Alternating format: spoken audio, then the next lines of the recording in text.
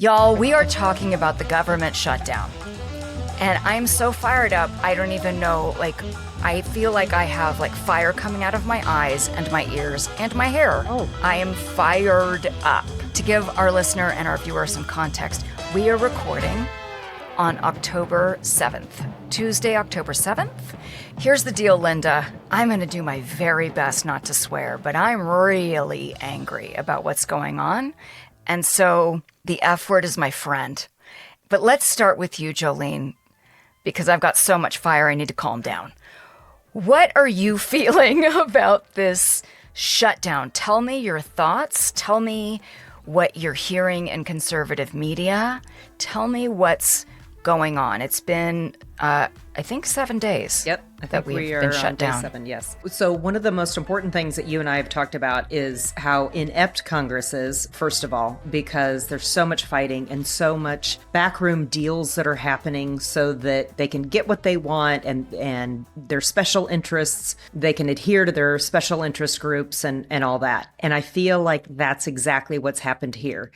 From my perspective, and what I'm hearing anyway, is that the Republicans have put together a clean continuing resolution and said to be able to continue to fund the government. And the Democrats are saying this is our opportunity to reverse the spending cuts to Medicaid and the CDC and the NIH, National Institute of Health, and the CDC, the Centers for Disease Control, and also to get those permanent extensions of the temporary ACA, the Obamacare subsidies that will expire at the end of this year. Their only opportunity to get those extended and to get those to be permanent parts of Obamacare is to put it in this bill. Republicans said no, and so we have shut the government down. Is that your perspective? Yes. When they had the opportunity to shut the government down back in March, I think it was March, they were completely not ready. And Schumer made the decision, which was unpopular to the more progressive contingent in the Democratic Party, to keep the government open. They are getting a lot of, or they were getting a lot of voicing from the progressive side of the party that they needed. This was their chance to stand up and fight back. I think this is ridiculous. And I think that the Democratic Party has once again not paid attention to what the people want. I am so incredibly frustrated because this is not going to do anything but hurt Democrats and Republicans. Yeah. All of us. It's hurting all of us. I am so glad that you did the research about what the things that they are concerned about, because I was more focused in my research about what is this affecting? Who is this affecting? What does it look like? And I am not just mad at the Democrats. I am really mad at the Republicans too. I'm mad at everyone because, in my opinion, the entire government is filled with 11-year-old children. I am so tired. I read in the New York Times, my old school paper. This was from Monday. And I'm just going to read you this, that they were talking about how it used to be when they'd have government shutdowns that the Congress would feel a real pressure to stay open and would work through the night to try to figure out how to remedy the situation because they understood that they were putting hundreds of thousands of people at risk, no matter what their party was, right? He says, quote, "We've learned since then that shutdowns have pretty minimal political impact and the economy barely feels it," unquote, said Mr. Buck, who worked through the 2013 shutdown. Quote, "When it doesn't feel like there's a ton of consequences, it's easy for the theater to displace the urgency," unquote. And then former Representative Patrick McHenry says, quote, It's not goodwill that brings policymakers together. Quote, it's pain. There's no urgency until the political pain increases. And what I think is crazy, and maybe everybody knows this but me, while this shutdown is happening, all of Congress gets paid. Yeah. All of Congress gets paid. ICE gets paid. Who doesn't get paid? Hundreds of thousands of TSA workers, forest rangers, but especially I'm thinking about the FAA and the strain on it. And I have so much to talk about that. And now I read today in the Free Press, a leaked White House memo suggests that furloughed federal employees may not receive back pay once the shutdown ends, which is in a direct violation of a 2019 law guaranteeing back pay. So there's no way they can do that. How can they do that? I don't know. Listen, it was a memo that I haven't seen the memo. Yeah. But what makes me crazy is that not only are these people not working through the night, Mike Johnson sent them home. We can't come to an agreement. And they are posting memes.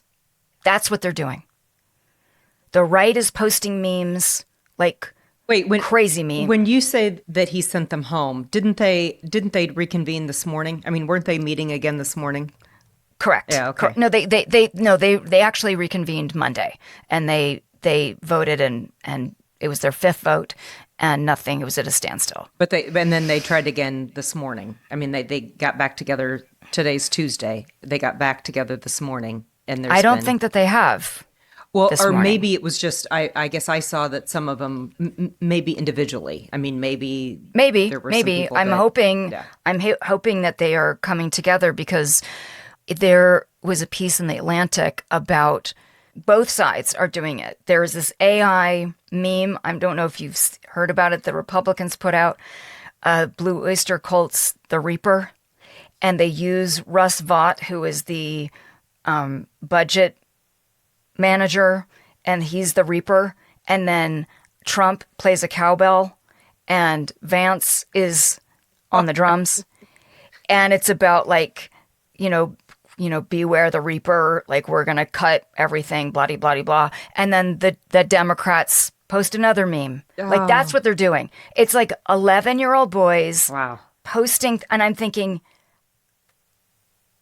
we are paying you to get your butts in there and work. And this is what you're doing. You're not doing anything, and it's all performative. And listen, I understand that it might be difficult to trust the right. When they say, let's get the government open and then we'll work on the Medicare stuff and forgive me. Medicaid, help me out. And the NIH and the CDC. Yeah, and get all that stuff out. There have been many times that they have not been true to their words, so I understand that they might be nervous about it, and I get that. But this is not helping anyone, and no one's going to remember anything except that hundreds of thousands of people lost their jobs. One of the things that you and I have talked about so much is that Congress needs to pass bills that are clean bills. And so the Republicans presented this, clean continuing resolution to continue to fund the government through the end of the year. And Schumer, back in March when they did this, passed the last one. So the you need 60 votes in order to do this. And the Republicans, there were only 53 Republicans in the Senate. You have to have at least, 7 or 8 Democrats that have to agree to go to it the other side as well. And so Schumer did last time, along with, I think it was 10 Democrats in March, he voted for it. And he got so much crap from, think, the far left part of the Democratic Party that they were saying he was weak and feckless, and, he wasn't, he didn't represent what the far left part of the Democratic Party wanted. And so one of the things that I heard last night was, and this was on Fox News, and I don't remember who the guest was, but they said that there's a big rally scheduled for next weekend. And I think it was like the 18th. You mean in 2 weeks then? Yeah. Yeah. I'm sorry. Yeah. Next. Yes. Yeah. On the 18th. And that it is a progressive rally in DC, and that Schumer is afraid, and of course, I'm hearing this from the right, that Schumer is afraid that if he didn't take a stand on this, this rally would fuel the fire for the Democrats and the far left-wing part of the Democrats to oust him, and as the minority leader. And so he had to do something. He had to hold firm on this. Have you, what are your thoughts on Schumer? And him approving it in March, but now... Listen, I know it was a really hard decision in March, and I think he should keep the government open. I thought he should keep the government open then. I think he needs to go. I've thought he's needed to go the entire time. I'm done with him. He needs to go. Because why? Because he doesn't... To me, yes, I appreciated that he acted like an adult and kept the government open and said, okay, and I understand that this is not popular, but people are so afraid of losing their jobs now that's now he's like, now we're ready. This is what the Americans want. No, we don't. No, we don't. We don't. We don't want hundreds of thousands of people to lose their jobs. Okay. Yeah. So then are you part of the Democratic Party that wants someone to replace him that is more progressive? I want our party to, sorry, Linda, wake the fuck up. That's what I want. I don't feel represented right now. We are bending on both sides, Republicans and Democrats. We are bending to what the far right wants and the far left wants. What about the rest of us that are grown-ass adults that actually care about coming to the table and treating each other with respect, learning from each other, and actually doing things again for our country? Okay, so you liked the fact that Schumer did that in March. Yes, I did. But now... you want him gone, but you don't want somebody more progressive. I just want someone that's reasonable. No, I feel like the entire country are losing their minds. I truly do. I think they're losing their minds. We are posting memes. That's what we're doing? That's the solution? Yeah. That's funny? It's clever? Do your fucking job. What are we paying you for? You're not feeling any pain. But you and I flew the other day, right? And we're going through TSA, and those people are working to keep us safe for free. That's okay? So then that's okay? We already have we already have a shortage of air traffic controllers. Just yesterday, Burbank, they had to shut down. I was just going to talk about that. So, because what is happening is they continue, so the essential employees will still work, but they won't get paid until the government comes back, and then they get paid for back pay for continuing to work during the shutdown. And one of the problems, I'm hoping that memo is not correct. Right. Okay. Yes, I hope so too. Yeah.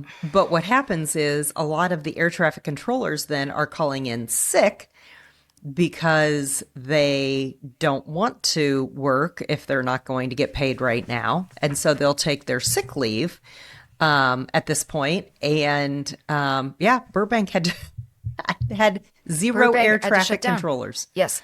Yeah, they had regional airports help without towers. They also, from Straight Arrow News, who I shout out to them, I just think they're fantastic. They were talking about how it's such a stressful job anyway. Hands down, stressful job. Then you have a shortage of air traffic controllers. Now you have a shutdown. And they were saying that these air traffic controllers are working from equipment that were created in the 60s, the 80s, and the 90s. The bottom line, Jolene, is hundreds of thousands of us, millions of us fly every single day.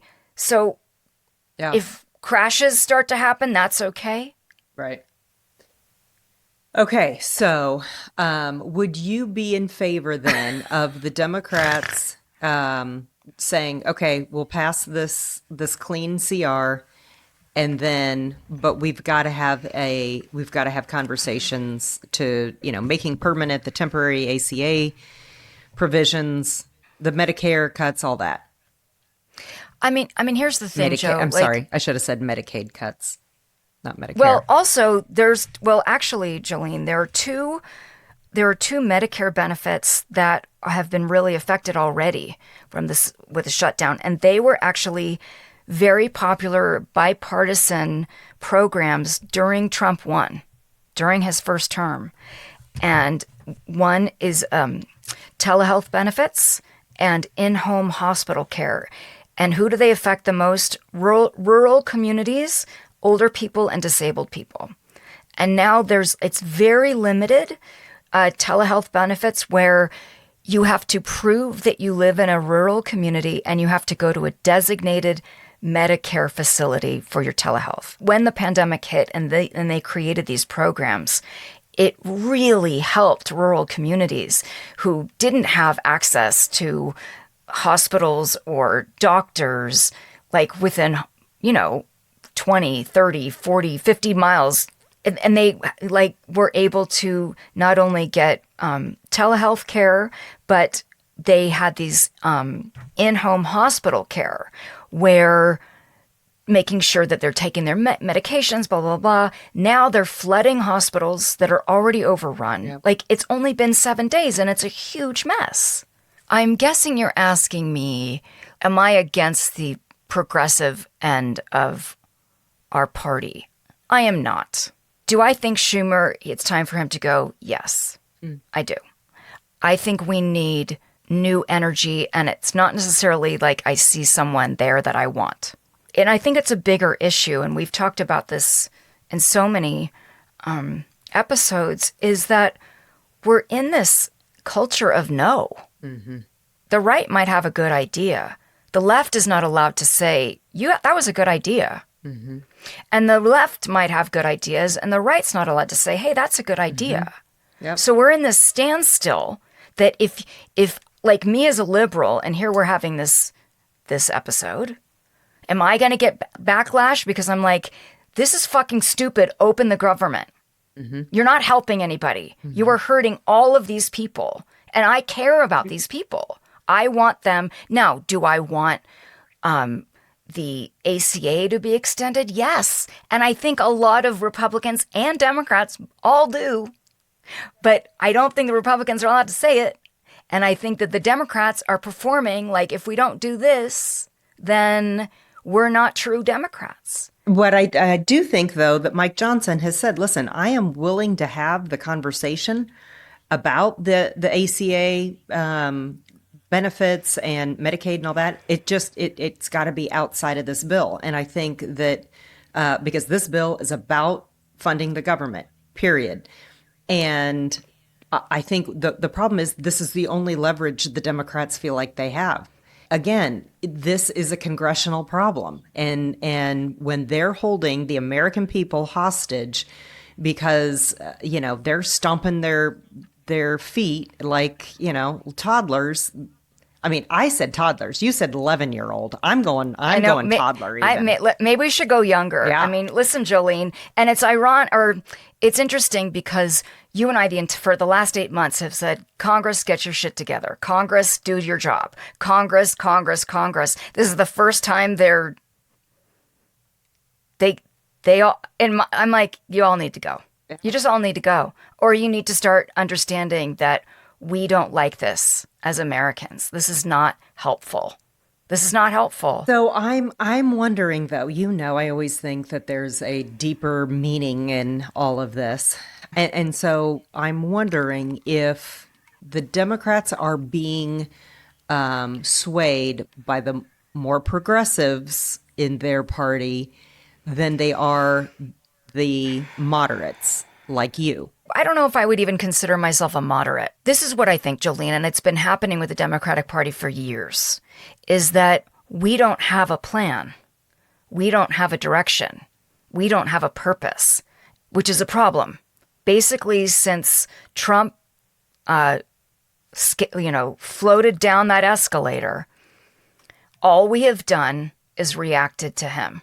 All we have done is, he's a bully, he's a this. Now, I personally think he is, but okay. So what are you going to do about it? Yeah. Let's have a plan. What are we about? What do we want? What do we think? Instead, it's just constant reaction, maybe like a toddler. I just want people to wake up and really start doing the work. I mean, I just am very frustrated with the state of our government. Because what I'm also hearing from you, Jolene, is that the way that Fox is portraying, it's like this is the Democrats' fault. And I had heard that if you call a government office, that the auto message says this is the Democrats' fault. I was like, wait, what? And so then I looked on the HUD website. The radical left. I can't even say it without laughing. The radical left in Congress shut down the government. HUD will use available resources to help Americans in need. Wow. And so I show that to you as my Republican conservative friend and go, I feel like we've lost our minds. Here's the deal, Congress. You both are the problem. You both have shut down this government. Get off of your cell phones, stop posting the memes, and get to work. Did you send me the Instagram of the two guys talking? Oh, yes, you did. And you and they were like, politics is like a sports. It's like a sports comparison. Like you're cheering for one team, and even if the other team does something good, you're like, nah. I mean, you're so focused on your team that you can't recognize when the other team, because you just want to win. Like you want to win at all costs. And you're in this irrational headspace, right? Like one of them even said, you're like, I want you to die. Yeah. Well, this is not sports. These are human beings. This is real. And we all are on the same team. Yeah. It's kind of like, okay, offense and defense, because even though you're football, you tell us, girl, you tell us. So if you're an offensive player, then you don't want to be out on the field the whole time. You want the defense to do their job so that you can rest and then go back out and run your plays and score, and vice versa. And the defense doesn't want to be out there all the damn time because, if the offense is going 3 and out, and then the defenses have to go back out there. And no, we're all on the same team. Let's, instead of being opposing teams, let's be on the same team. They are taking this opportunity to, like, they've canceled this $18 billion New York City infrastructure bill. And they've canceled green energy bills. The people that are supposed to negotiate are basically getting a paid vacation. Yeah.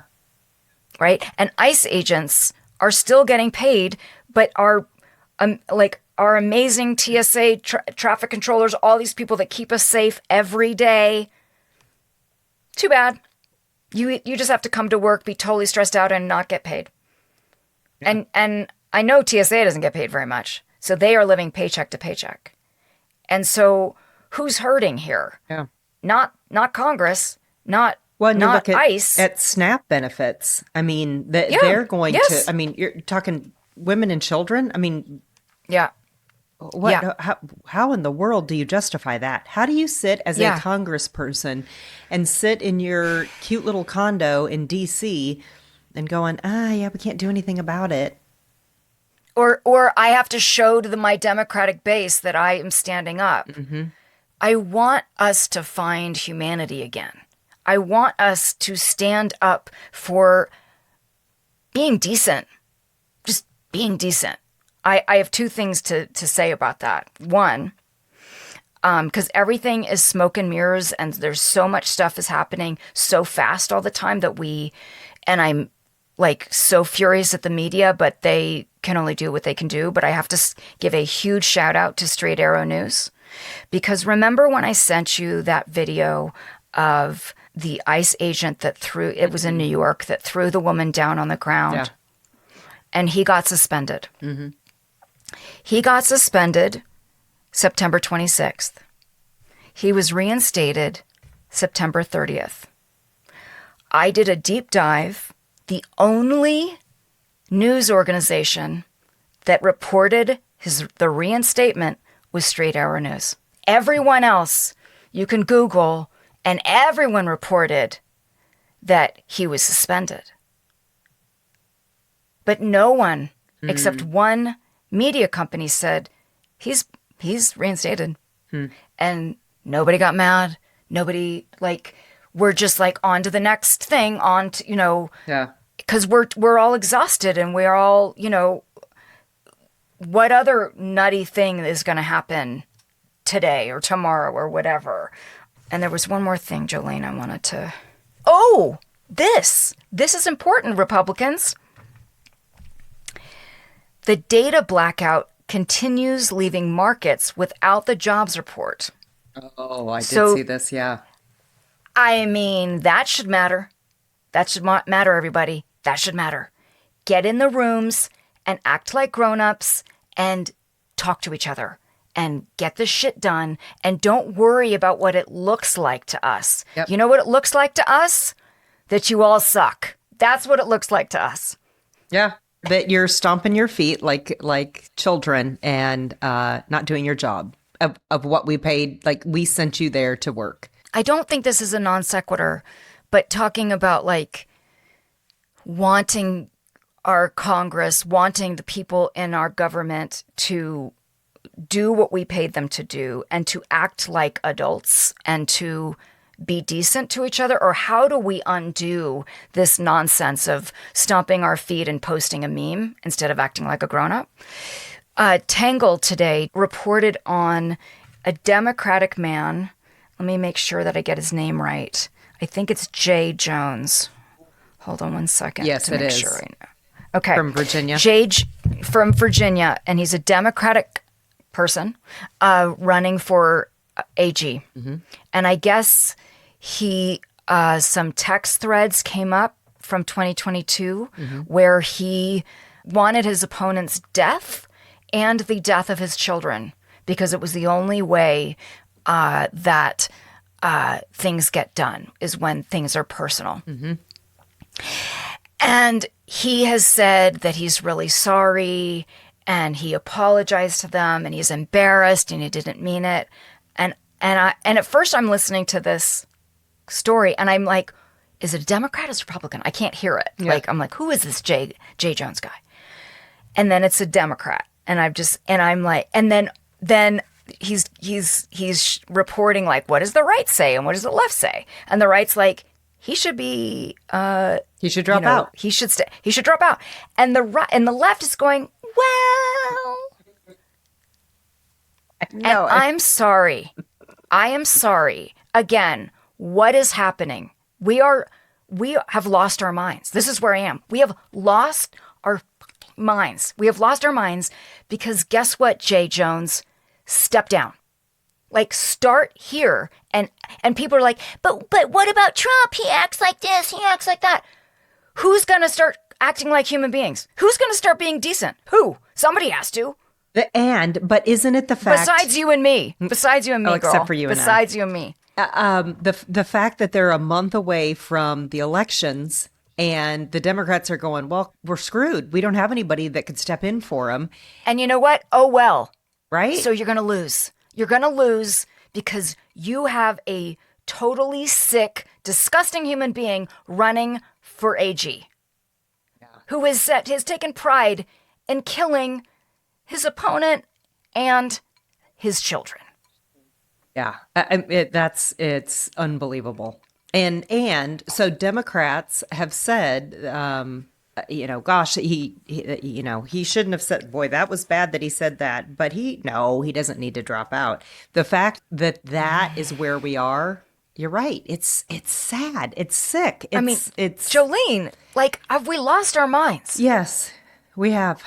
We have absolutely put so much emphasis on our political system that we have completely forgotten how to be human beings. And so we are win at all costs.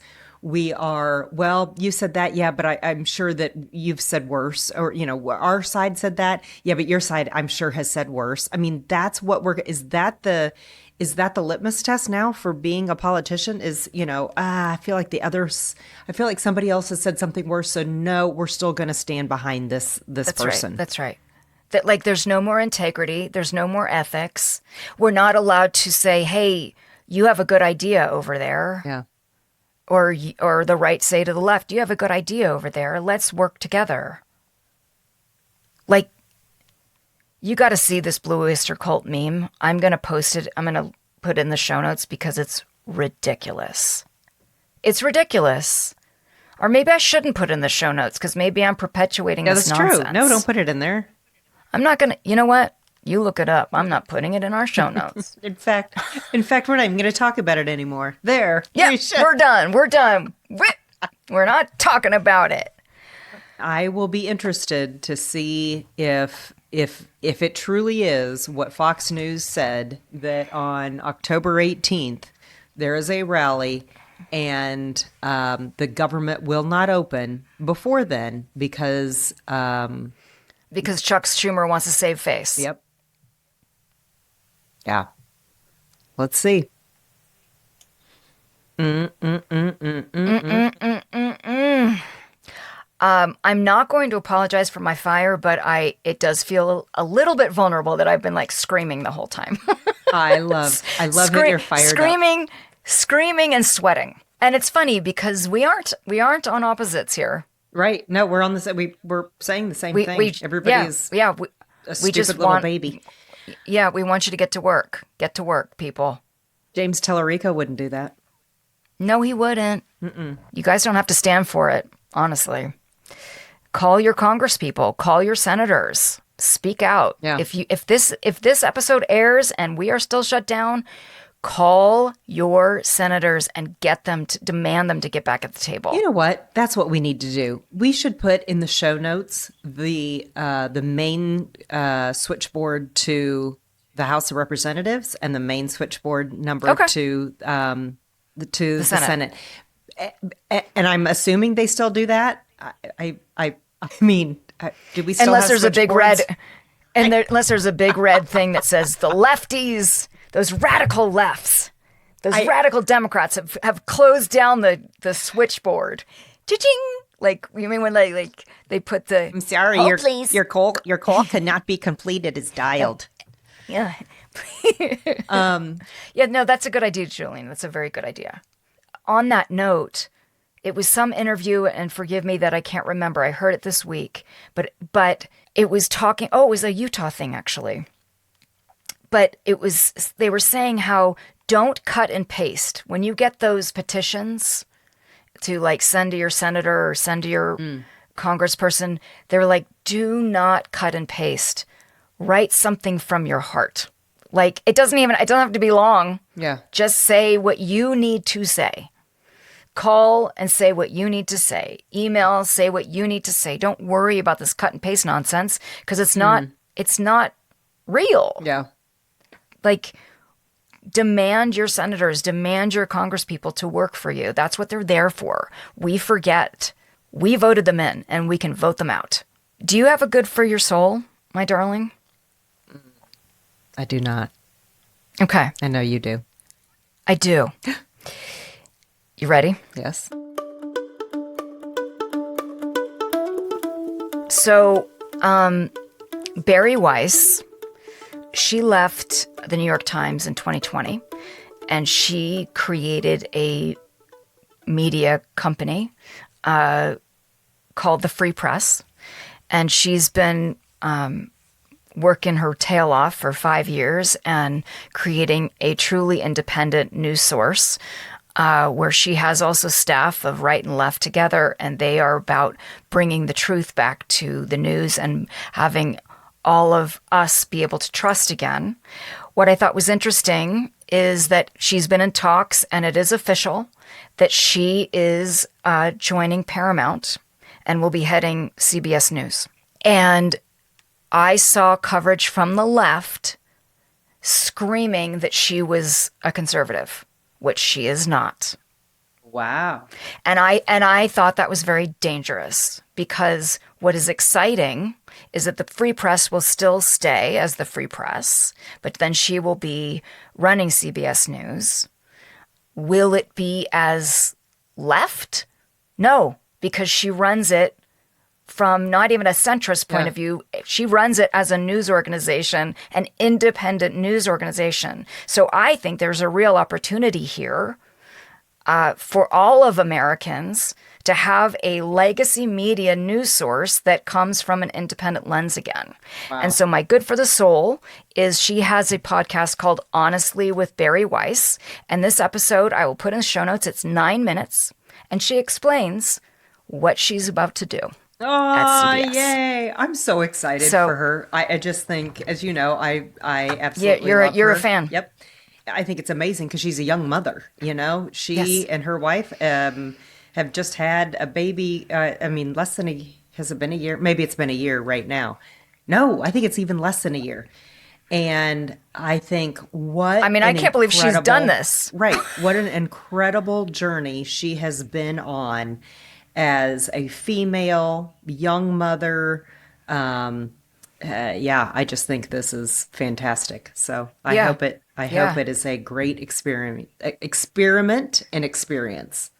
Yes, and I hope it really brings integrity back to legacy news, because we need it, because we're in such a state of not trusting anything, and we need that. We absolutely need that, and we have no idea how to handle it anymore, like as a culture. It'll be interesting to see if people are like, on the right. Maybe she'll get some Fox News people, and maybe she'll get some MSNBC people who can actually consume the same news and maybe have a similar experience and create their own thoughts from an independent source, which would be very exciting. And what a freaking novel idea. Yeah, right? Wow.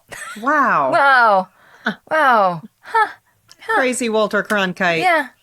Yeah. Weird. Do you have a would you rather? I do. Do you? Yes.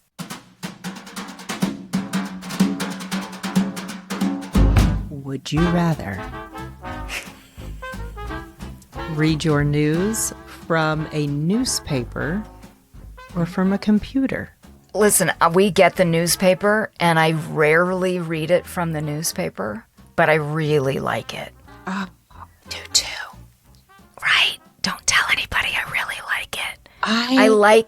I like reading books. I like the newspaper. I like how it feels in my hands. And it also it kind of forces you to slow down in a way that a computer, you've got all this other stuff happening on the page, pop-ups or whatever nonsense. And it's like, this is my time to read the paper. Oh, God, yes. We have not had a paper in probably 4 years. And now I will say I didn't like the print on my hands. And I don't like the way it feels on my hands. I do like actually holding something, though, and reading it and being able to go back and forth. And I just had a flashback, actually, of first moving to New York City and being on the subway, and it was pre-cell phones. And people would read the newspaper on the subway. Yes. And I would always marvel at the people that were really good at folding it. Folding it while they're standing, reading. I was like, wow. And then you'd see the crazy headlines from the Daily News and the Post, and I thought that they were like the Inquirer. I didn't really understand those newspapers. What is this place? But anyway. Yeah. I'm glad you like that. Back to that. I mean, we've gotten back to vinyl. Don't you think that we'll get back to newspapers? Yes. I do too. There's got to be something you can do about the ink? print on your hands. Mm-hmm. Yeah. Maybe there are newspaper reading gloves. Can you imagine? That would work. No, but couldn't somebody come up with a digital? Because that's the thing. Like those printing presses were so huge. Do you remember seeing like a newspaper? You'd walk by. I'm sure. I remember. Oh my gosh! Downtown Des Moines, you could walk by the Des Moines Register and see it being printed. It was such a cool thing to see. Oh, that's cool. That's cool. And so now I'm sure they could do it digitally and create a digital version of a newspaper, so you don't actually get the ink. Maybe we should try it. When I on the plane, actually, I watched. It's now kind of an old movie, The Post, and it was Meryl Streep and Tom Hanks, and it was really good about the Pentagon Papers and Katharine Graham, who owned The Post, having the courage to be able to print them, and it's a really good movie. Oh wow! And they would show scenes of those crazy print rooms with where they would typeset and I mean, it seemed like such an art form, right? And so stressful. But how did they get it right? I mean, it's amazing. All right, you ready? Yes. Would you rather look strong and be weak, or look weak and be strong? Ooh. I'm thinking about our government, y'all. Oh, I was thinking about my arms. Oh, that's not what you meant? You didn't mean... No. You can be... It can be whatever you interpret it. It can be whatever you interpret it. I would rather be strong, so I guess I have to look weak. I'm with you. Yeah. You will always be underestimated, and you will always overachieve. Which I like. I like that advantage myself. That's true. Like, yeah, go ahead and underestimate me, and then let me show you. Okay, yeah. Like your first years out of college in the medical sales. Right. That's what you said. Yeah. You're like, fine. What is this? I'll show you. What does this dumb girl know? Exactly. And you're like, I know a lot. Oh, let me tell you. I don't know a lot more than you think that I know, but I'm going to fake it and let you think that I know more. That's right. Fake it till you make it. Absolutely. All right, government, I hope you're back in session soon. And if you're not, call your senators. Get them to work. Thank you, Jolene, for having this conversation and having all of our conversations. Please like, subscribe, wherever you get your podcasts, and do us a favor and let us know what you think and share it with a friend. We are trying to build this community, one human being that wants to act decent and kind at a time. Because I truly believe, I think we both believe that there are more of us out there than the other. Absolutely. Thank you. Thank you. Bye. Bye-bye. We've Got to Talk is produced across the world by the wildly talented, creative, and hilarious team at Bambi Media. Our theme song is Jump Jive Swing by Space Train Unlimited. Thank you so much for listening, and join us every week for another episode of We've Got to Talk.